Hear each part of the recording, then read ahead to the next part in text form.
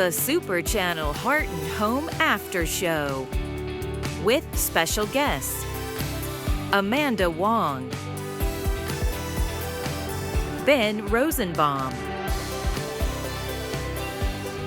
Pascale Hutton, Kavan Smith, and now the host of the Super Channel Heart and Home After Show, Elliott Wallach. Hi everyone, welcome to the Super Channel Heart and Home After Show. This is the second after show of season 12, episode 2. And I feel like we're still in our honeymoon phase, but you know, honeymoons come in a lot of shapes and sizes and even food poisoning. Tiffany's on the set right now talking to Amanda Wong about just that. Let's take a look. This season starts off with you and Mike coming back from your honeymoon, and things didn't go exactly as you'd planned. No. Definitely not. What happened? We didn't really get to see the honeymoon. We just got to see the return. It did not seem, you guys were not very happy about it. You know, we say that we got food poisoning and we lost our luggage. So what does that mean? We probably had some stomach issues. Yeah. Everyone's sweating and thrown up and probably pooping lots. And that's not a very sexy way to start off a honeymoon and marriage, I don't think. No, it's not. I feel bad for them. They're such a sweet couple. And then it just got worse. So you get back to Hope Valley. Yep. You don't want to talk to anybody. You guys you're kind of over it, and we're then sweating, it just cold sweating, smelling like the honeymoon, and no proper plumbing, and you know, our suitcases didn't arrive until later, so we're probably really gross. And then what? And then you find the state of the apartment. Yes, yeah. Who would have thought an open window would have the walls peeling off and everything? Yeah, that was really funny to film. Who do you think left the window open? This is the argument that goes through the episode. I think we know. It wasn't me. Yeah, but also to think that we were fighting over an open window and then that disaster happened is just so funny. Yeah. Because we're like, how could an open window have done all of this? Oh, no. What on earth? The roof must have leaked, or maybe a window was left open? So what did you think when you got there and you went into the apartment and you saw the disaster that it was? So Ben and I were just like, we were just like floored by it because we were playing it like, you left the window open. No, you left the window open. But then we're like, this is actually a huge mess. That the severity in which we were arguing, because we filmed the you left the window open part and the rug part first. It's just a little water, or a lot of water, and a smell, and the critters. But it's nothing we can't fix. So let's not fight because one of us left a window open. Right. What did you think of the set? Because we've never seen inside of Mike's apartment. It was the first time I realized where he lived. On set, it is the boots and shoes storefront, which I don't know how much we've seen of that in the past. It's certainly a part of the set I hadn't visited before. Okay. But they built out this beautiful little front yard, white picket fence. I was like, Mike is doing pretty well. Until we walk inside, and then of course the whole thing is ruined. They did a really great job with that set. It was honestly like a disaster movie. I was like, this is a lot of damage to have come from a window that blew open. It was like rafters had fallen, there's rainwater coming in. Yeah. It was a mess. Did the window blow open though? Or did somebody leave it open? We, I believe that the moral of the story is it doesn't really matter at the end of the day. It doesn't matter, right? Who could say? Happy wife, happy life. Yeah. Right? Well, that's the lesson Hickam learned. Ever since our honeymoon, it's been one thing after another, and I want to go to my room and lay down. What am I gonna do? You work at a hotel, don't you? We're like, this is actually a disaster in here. It looks like the tornado went through this place. But then I also thought, wow, it seems like Mike Hickam has some funds because this place is really large and it was quite well decorated. What did you think of his style? I mean, you thought it was, that he was doing pretty well. I mean, he was mayor. Yeah, he was mayor. He has some oil money. And this whole time I thought that maybe I just married a broke guy. And you still loved him anyway. Yes, I did. Yeah, I did. And I was like, you have some funds. And he was like, well, I have like oil shares. I partly run the saloon now. And I was mayor. And I was like, oh, I never thought about those things. Yeah. Well, this leads to, this fight that goes on. What did you think about that conflict? Do you think they worked through it well? Well, I think because the relationship is so fresh, there was like the first kiss after 5 months, and then they shortly after, because of circumstances with the brother, they got married quicker than they should have. So even though they knew they wanted to be together, I think they hadn't gone through certain trials and tribulations that other couples might. I think in the beginning, before they dated, there was some tension with the who likes who, and you stood me up on a date thing. But there were no real problems, and I think this is the first time the two were tested and they had to work together. It's always tough to go through the first argument and not know how the other person will handle it. The challenge for Mike and May is to figure out, well, if that was the honeymoon period, what's the rest of our marriage going to be like? We get to experience a little bit of the real work that goes into a meaningful relationship that is worth working for. And so it is not all Hope Valley glowiness right off the bat. The bottom line is it doesn't matter. There's no winners in a fight like this. My grandmother used to say, in marriage, you can be right, or you can be happy. Maybe you're right. Through the help of some friends and stuff, they kind of came out of it stronger. So Faith helps her sort of navigate this conflict. We see arguing styles, right? With between the two of you, not you and Faith, but you and Mike. Yeah. So what would you say your style of arguing? Like, some people have to walk away. Yeah. Some people, like, they want to hash it out right then. Yeah, I'm the latter. I'm definitely like, I want to talk about it. Okay. I like to, I don't want to sleep angry. I want to settle everything. And yeah, that's definitely one of my argument styles. It's when you're going into relationships and things, it's not always about like how people handle good situations. Because I was listening to something and it's like, anyone can go watch a movie with you. Anyone can eat dinner with you. But how people respond in times of conflict is more revealing. And when times are tough, of the pair's, I guess, compatibility than when things are good. Because it's easy to be happy together. Right, exactly. And to be tested, traveling together is a test for any relationship, right? Yeah. And so you got all of that right in the beginning. You had the test and the travel and the newlywed status, all together. I just blush for May, thinking that she was probably on the toilet the whole time. And she imagines this romantic honeymoon. Exactly. And, especially the two the of them. rose petals, right? The candles. Yeah, exactly. No. Especially since the two of them are just such sweet romantic characters. I can't imagine this being a part of their bingo list, or bingo punch card or whatever to be pooping all the time. I shouldn't be saying pooping all the time, but that's all I think about. Well, it's a fact of life, right? Exactly. It happens. That's marriage, right? That's the real marriage. So there's a sweet scene between you guys with the hazelnut, where you're out with the hazelnut trees and you make a comment and you talk about, you say, learning to fight well. Do you think that's sort of the overall moral of this story for the two of you? I think so. I think what's really lovely to see about May and Hickam is that their relationship is not as mature and as developed and as experienced as the others. I think that for May and Mike, because they are newer to relationships and they kind of represent young love, I think, because the Canfields, they're the mature love. They've got the two children. And then even with Rosemary and Lee, they're like a different type of love. I think everyone kind of has a different way of expressing love, and also their relationship all looks different. You get Ned and Florence, they have old love that seems like old soul love, And then you see also Elizabeth and Nathan having the real, like, fiery and passionate love. Yeah. And I think that with May and Mike, it's a kind of free, almost childlike innocence to their love, because this is both their first time, and they're just experiencing everything together, and they don't know what it should be like. And maybe because of that, expectations are sometimes you come higher and you fall further down, because I think that in stories it's always picture perfect, and the two protagonists get together and they live happily ever after, and you don't know what it looks like after that. Happily ever after also comes with its challenges, and that's what makes a strong relationship so great, right? Being able to come out through the top. And I think that's the pair of them. Each kind of conflict, each kind of struggle, each hurdle to be jumped over, they get stronger. And I think that's the lesson. It's not always rosy. And that doesn't mean that it's any less loving or deserving or valuable as the true deep deepest love that you can have in life.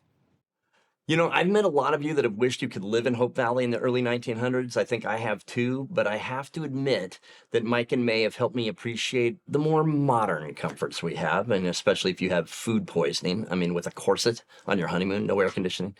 Could you imagine? You know, but one of the things I love about the show is we get to experience some of those modern conveniences as they march their way to Hope Valley, like news on the radio, compliments of Rosemary Coulter, played by Pascale Hutton. Let's take a look. Rosemary's Radio Hour. Mm-hmm. Tell me about that. It was presented to me kind of when stories were being broken in the development stage. And when they told me that this was something that they were working on, it all just made such perfect sense, of course, right? It's the performer in Rosemary along with the journalist in Rosemary, melding those two worlds together. Of course, she would come up with the idea of a radio show, a radio program, which evolves over the season this season to be many things, in fact, on the radio.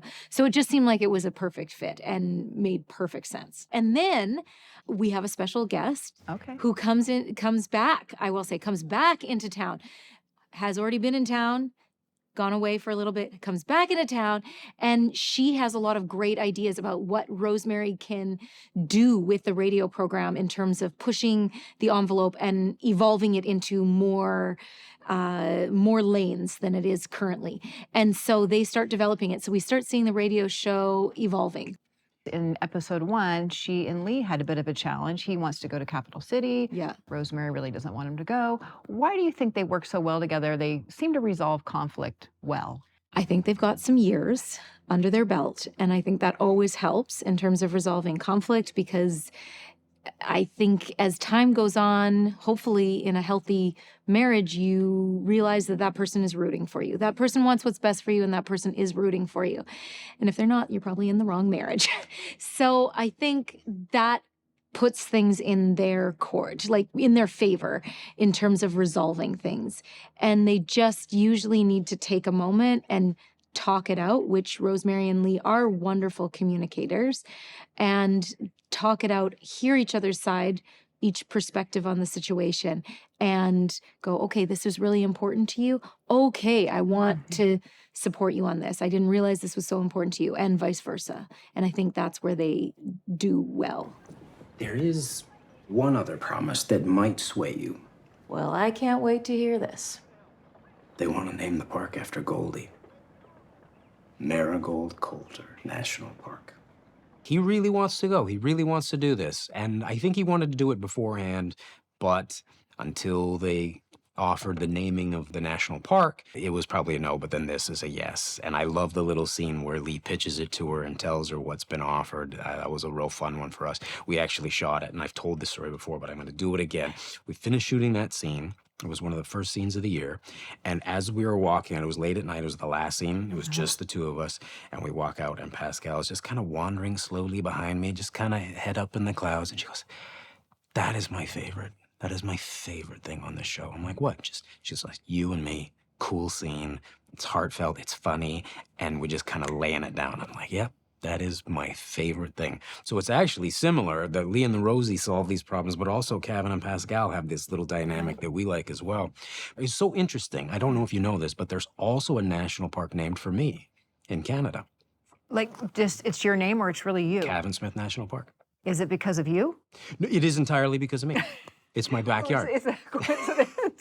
Yeah, it's a very small national park, and it's just in my backyard. There is a toll.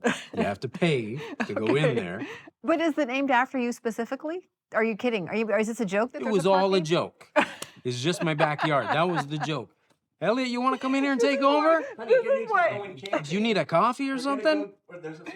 We told we had 20 minutes to get this done. I'm gonna have 20 minutes explaining each joke to you. This is what I love. When you and we land a scene together, and then we don't land a scene. Exactly, sometimes. Okay. So Goldie. Yes. So when you read the script and they were going to name it after Goldie, what did you think about that idea? I thought it was terrific. It was really sweet.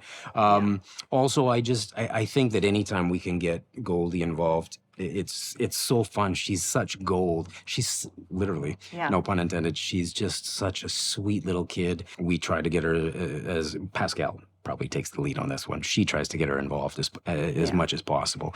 And so as soon as we saw that they're going to name the park after Goldie, you're like, yes, okay, she's involved. She's going to be there. We actually got together this year before we started shooting because we hadn't seen her in it's quite a few months in between seasons. So we hadn't seen her in a while, and we suggested that we get together and meet at a park beforehand. And it was a great idea. We got to know her, and it was great. But, little segue joke, I got the time wrong on the meeting at the park. So this is a tiny little kids' park near Pascale's house. I showed up about an hour early, and I'm just sitting there in the middle of a park. Old guy just hanging around with all these kids waiting for the people that are supposed to show up. So the moms are like, who is this guy? Anyway, that was my little segue. Elizabeth, take care of my girls, okay? Safe travels. I love you. I love you too. I miss you already. Not as much as I miss you. Can you say bye-bye? Bye.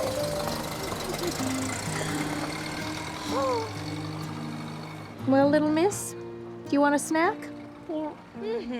She's the cutest. I can't handle it. Is Ellie a good talker?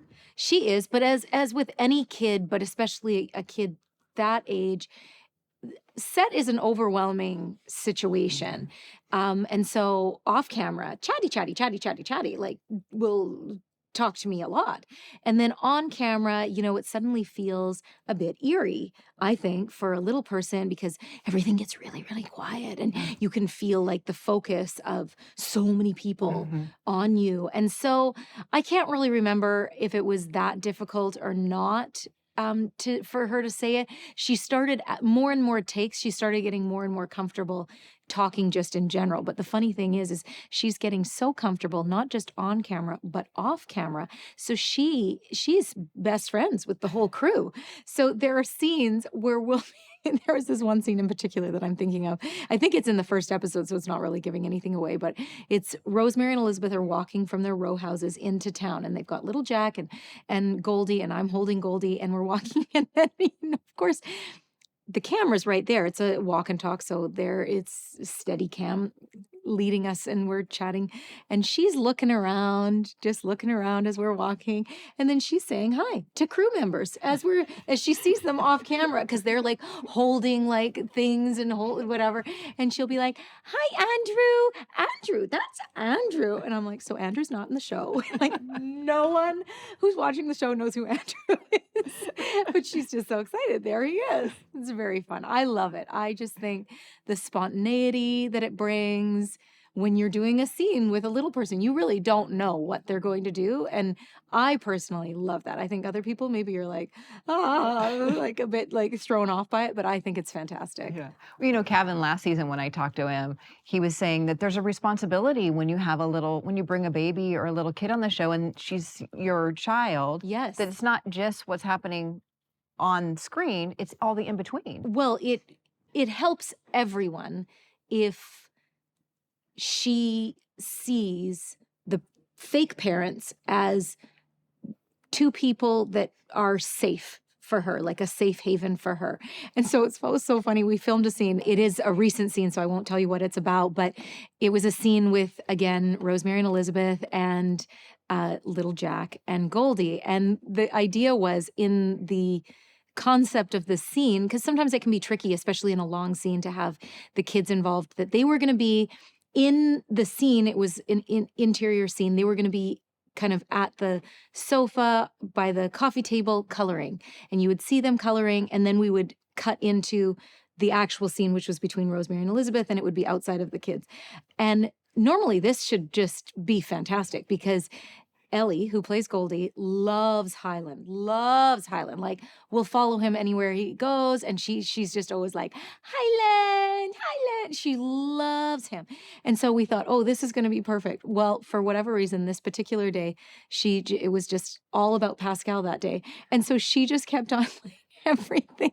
We'd get her set up with something and she would just dunk, dunk, dunk, dunk, dunk, trot across the room and she would just come and she'd want to sit with me at the table. She'd want to be, we were making muffins in the scene. She wants to be making the muffins. And then I'd be like, okay, that's good. Now let's go back and let's do some coloring.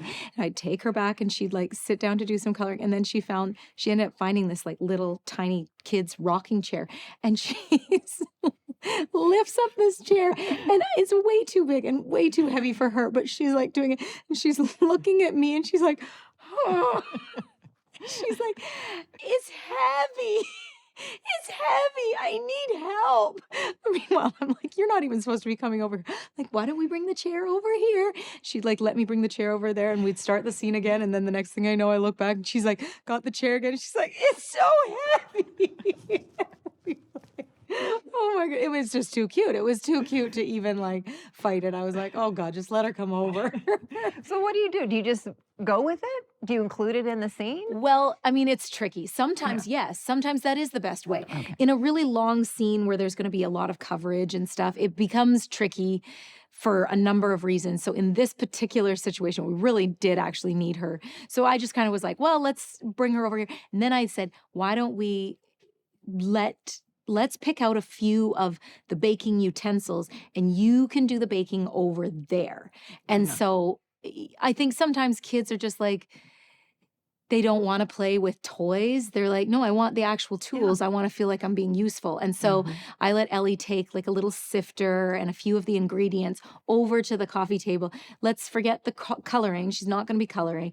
We'll just let her bring those things. And once we let her kind of set up her own little baking station, then she was fine and she was happy to stay there. But otherwise she was like, well, I want to be with the girls over there. They look like they're having fun. Right, she wants to be like you, like our own kids do, right? They want to vacuum when they're little. Yes. I mean, until they get to be teenagers. Then they don't want to have anything to do with it. Yes, then they've become wise. This is terrible. This like, vacuuming, wait a minute. no good. Yeah, exactly.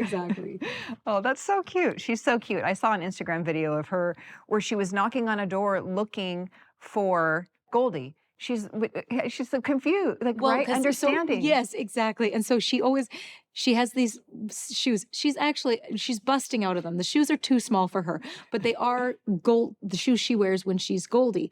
And so when she comes to set, she always comes up and she points to them. She's like, Goldie shoes. And I'm like, oh, you've got Goldie shoes? So you're Goldie now. We're pretending to be Goldie. You've got Goldie shoes on. Yeah. Cute.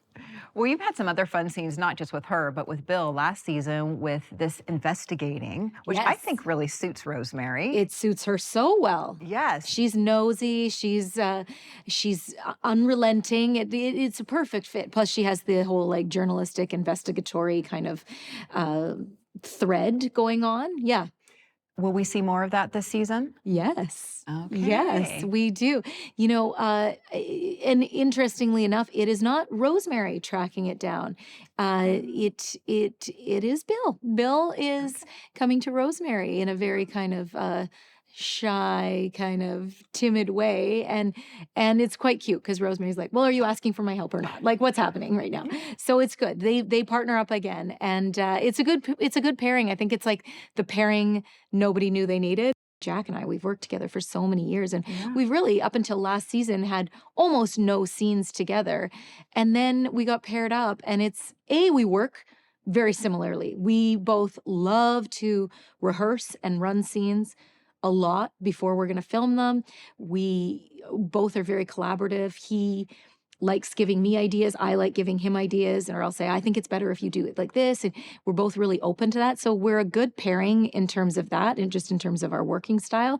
But in terms of the personalities, I mean, Bill and Rosemary, they're so kind of opposite in so many ways. And I always think if you can put opposites together in a scene, it always is kind of electric, right? Yeah. Kavan's going to be jealous. Now you got Bill. I know. You know, but you know, there's the two kind of storylines and relationships are so very, very different. You know, Kavan and I always love having scenes together. There's just always been something very special about when the two of us get paired up. It is well with my soul. Hey, it's pretty. Lee, what are you doing home so soon? I'll tell you about it later. Right now, I just want a hug. Oh. Edwin. Edwin. He kind of puts you on the ignorance train when you guys get to Capital City. You're trying to get something done here, and Yep. this guy's... Railroading me again. Yeah, yes. Yeah, it's not the first time that Edwin's got involved in the political landscape, and it hasn't worked out for anyone. So I think it really works for his character. But continuing to have his own designs on what's happening and trying to pull Lucas in a different direction. And obviously, it adds a dynamic for Lucas and Lee, sort of pulls them apart, which is very interesting storyline for us.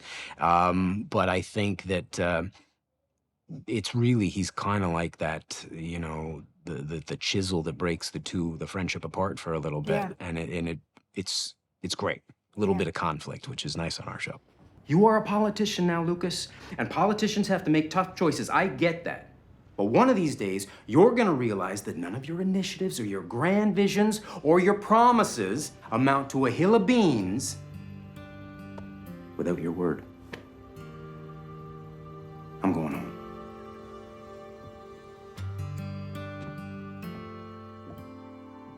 In real life, Eric's a very nice guy. Yeah. I like him a lot. Yeah. In the context of the show, Edwin's a snake. In fact, I think Lee calls him a snake several times in that first couple episodes. So he plays a snake really well. He's really funny at it. He's really kind of oily and slimy and perfect for a political aide. It seems to be the flavor of the day.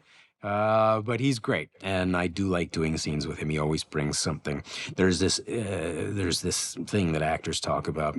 To be considered a professional, you show up on time, you show up and you know your material, and you show up with some ideas. Yeah. And he always comes with ideas. I love it when actors show up, even if some of them are stupid, but if you've got some ideas, you've thought about it, and sometimes the ideas are great, and they bring a scene to life. And so often people, they come prepared, but they don't always come with ideas. Yeah. I like the ideas part. Were there any ideas that he suggested that got incorporated? Oh, yeah, he's always got some neat ideas on his twists, on the way he's going to deliver lines, and some of his little comedic twists at the ends of scenes change the way we'll finish a scene, like he'll button a scene with something that we hadn't seen coming. So it's definitely fun. He was only supposed to be in one episode, so he must be bringing something to the table. Yeah. So Eric's a very nice kid. Really like having him on the show. Yeah, I interviewed him for season 10. Yes. And yeah, he was great. Yeah, he didn't like you. He said, there's something about her that bugs me. She can't get my jokes. Yeah, she doesn't get any of my jokes. I have to explain all the jokes to her. I'm like, yeah, trust me. Wait till you're season 11. Do you think this is going to impact their relationship? I mean, with Lee and Lucas going forward, are we going to see that play out? I happen to know what's happening because I've gotten to read the scripts. But there is definitely some challenges coming for them. And it's great because I love Chris. He's such a nice guy. We get along very well, good friends, have lunch a lot here on set. So seeing him evolve in the character of Lucas and getting more and more confident all the time and trying new things. And it's really great because we're able to take it's kind of like working with Pascale in some ways. We're able to take some of our personal friendship and put it on screen. And I think that there is chemistry between us as friends. And I like the fact that we're playing around with the friendship dynamic. And sometimes friendships get a little strained and there has to be some cooling off period and then some apologies and some contrition. And I think it's nice to explore on this show. Two guys that are good friends, normal guys, regular guys that get along great, and then something happens, and suddenly you don't see eye to eye on something, and how are you going to figure it? And I like how we figure it. Mm-hmm. And there's another new character this season, Edie Martell, that kind of plays into this dynamic. She does. Yeah. She's works alongside Edwin, and she also is partly responsible for causing the rift between the two because she's involved in the park and Lee doesn't want her involved in the park. It'll be interesting to see where that character goes over time. I also know what happens because I read the scripts, but I can't say. But as we move through season 12, it'll be really interesting, and I think the fans will like the dynamic.